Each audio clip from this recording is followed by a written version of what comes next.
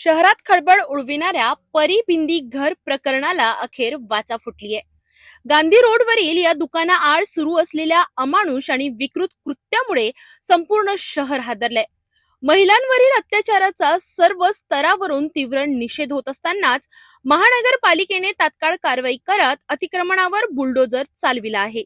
या प्रकरणात सिटी कोतवाली पोलिसांनी 4 आरोपींना अटक केली असून सध्या त्यांची कसून चौकशी सुरू आहे. परी बिंदीघर नावाचे कॉस्मेटिक दुकान प्रत्यक्षात विकृती, लैंगिक शोषण, ब्लॅकमेलिंग आणि धर्मांतरणाच्या दबावाचे केंद्र असल्याचे धक्कादायक वास्तव समोर आलं. सिटी कोतवाली पोलिसांच्या माहितीनुसार पीडितेवर सन 2024 ते 2026 या कालावधीत सातत्याने अत्याचार करण्यात आले. पीडितेने अखेर धाडस करत तक्रार दाखल केली आणि या घृणास्पद रॅकेटचा पर्दाफाश केला. तक्रारीच्या आधारे सिटी कोतवाली पोलीस ठाण्यात सामूहिक बलात्कारासह गंभीर कलमान्वये गुन्हा दाखल करण्यात आला.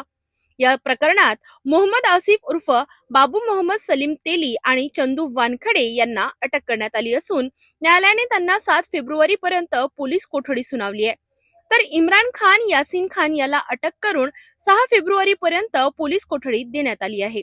याशिवाय आरोपी रहमान उर्फ मोहम्मद मुस्तफा मोहम्मद सलीम तेली यालाही बुधवारी अटक करण्यात आली असून त्याला शुक्रवारी न्यायालयात हजर करण्यात येणार आहे. या प्रकरणातील सर्वात गंभीर बाब म्हणजे पीडितेवर धर्मांतर करण्याचा दबाव टाकण्यात आला होता.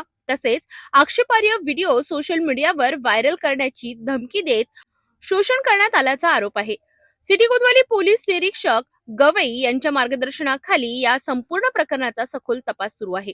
या अमानुष कृत्यामुळे शहरात संतापाची लाट उसळली असून महिलांच्या सुरक्षिततेचा प्रश्न पुन्हा ऐरणीवर आला आहे.